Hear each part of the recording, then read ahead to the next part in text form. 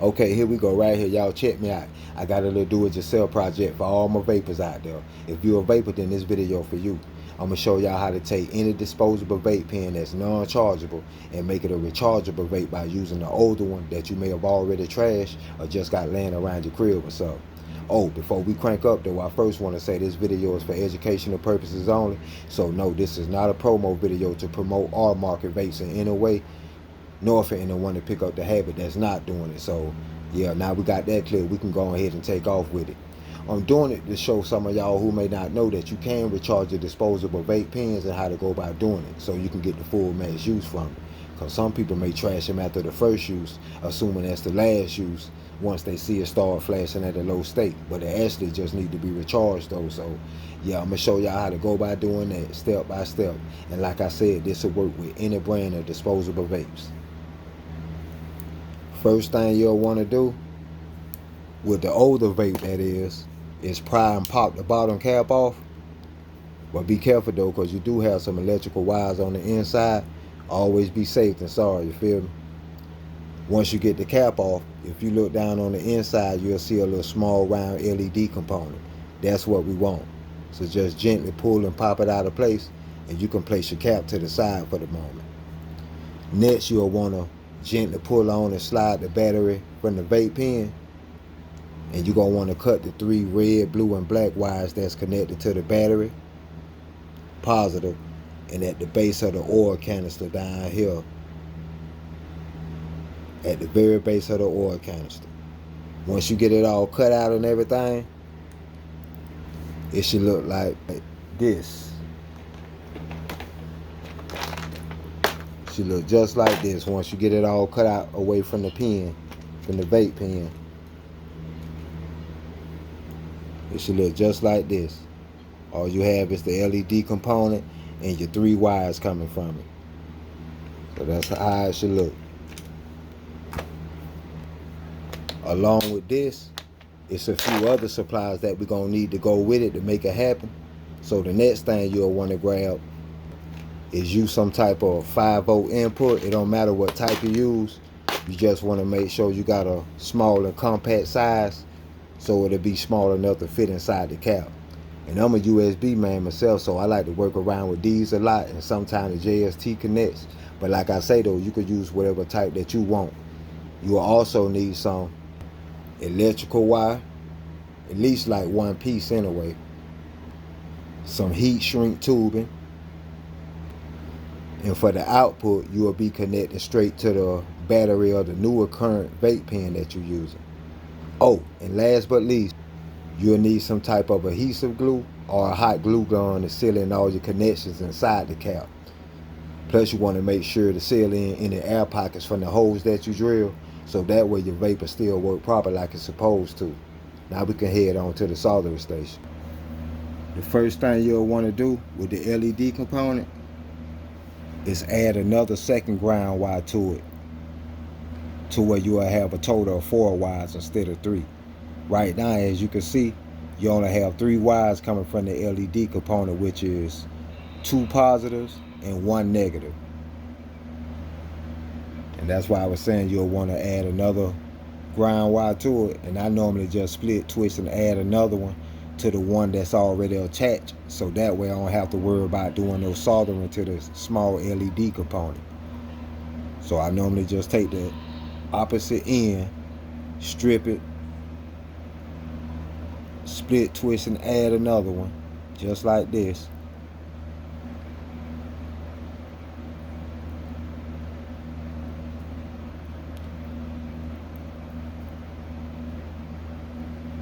Just like this. Now I have a total of 4 wires.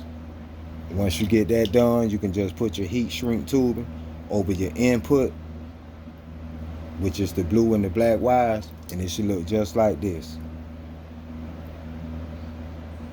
So now I have a total of 4 wires. Each positive have their own negative. So this here is my battery output, which is the negative and the positive end. And then you have the input, which is the blue and the black wires. The positive, the blue one, and the negative is the black one. And as you can see, I got it double. So that's why I was telling you, you'll want to add another one. Once you get it, connected and configured like this right here, this is the same configuration that you'll want to use inside your vape pen. So once you get it like this, you're good to go. You just want to add your input, whatever type that you chose. And like I was telling you, I'm going to use the micro USB. So I want to take my positive, which is the blue, and I run it to the positive of my 5-volt input. And the same thing with the negative. So I'm going to show y'all that real quick.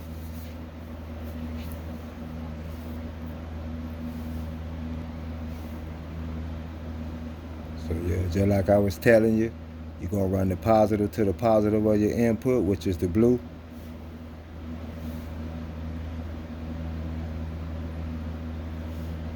And you're going to run your negative, which is the black, to the negative of your input.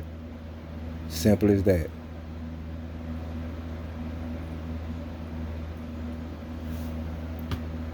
Once you get that done, your configuration should look just like this. Whatever input that you're using should be on the opposite end of your LED component, charger component.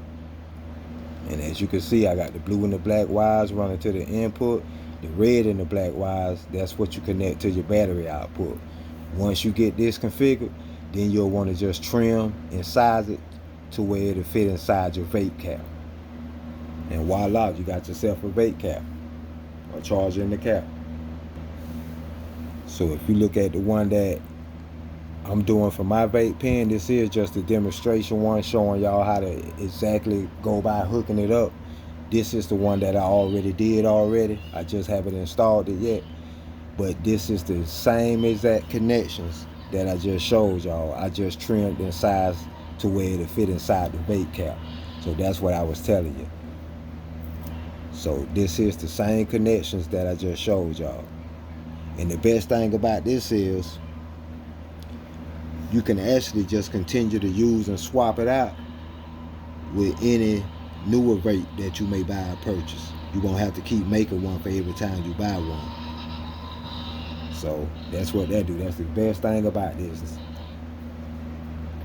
Now all you have to do from this point on is just take all your newer vapes and repeat step 1 and 2, which is pry and pop the bottom caps off.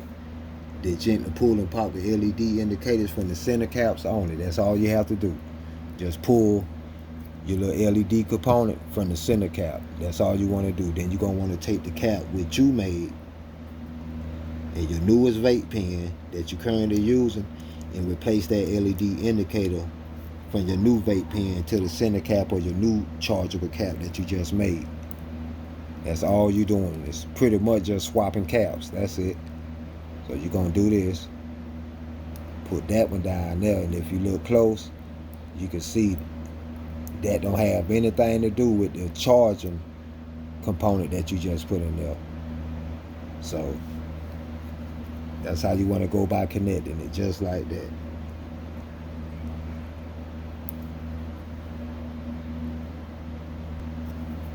So once you get that did, we right at the finish line now, so I mean you right there. Once you get that did,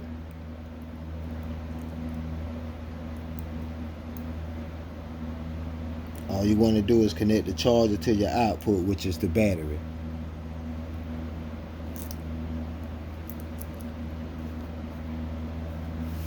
So you're going to take the positive and connect that to the positive of the battery.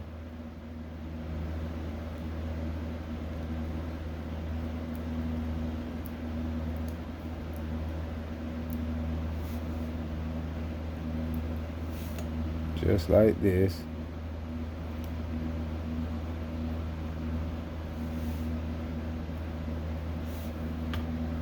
And then you're going to take your negative in and always place your protector covers back over your battery terminals.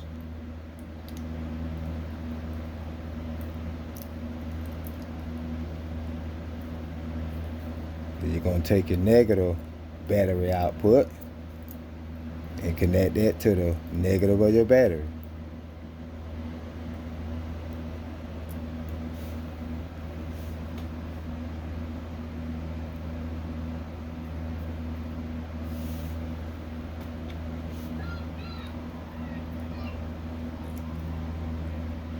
Place your protective cap back. Slide everything back inside the vape pen.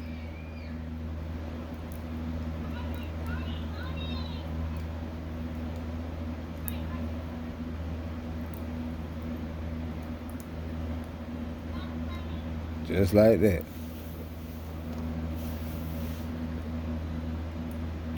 You don't have to put nothing over the charger. I just do it anyway. But just to make it look clean, you know what I'm saying? Good seal. You just place everything back like that. And like I said, if you have any air pockets, your vape won't work like it's supposed to. So just to show you that it does work like it's supposed to,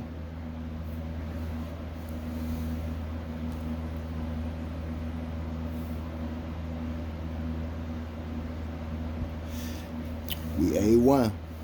Like I was telling you, have any air pockets, you'll hear a lot of air when you inhale on it, and you won't get no vape smoke from it. So you'll know whether you got it right or not. And just to show you that the charger do work, if it's at a low state charging, or once you see it start flashing, there we go. So once it get at a low charge, all you have to do is plug in and charge it, and you'll see your charger indicator. Once it get at a full charge, it'll automatically go off by itself.